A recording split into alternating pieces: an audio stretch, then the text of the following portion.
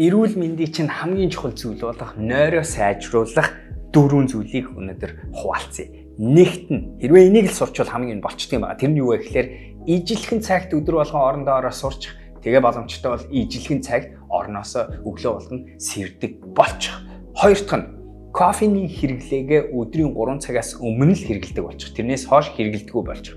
Гурав дахь нь согтууруулах ундаага бид нар унтахаас аль болохоор салгаж 3-4 цагийн өмнө ууж хэрэглээд дуустдаг болгочих.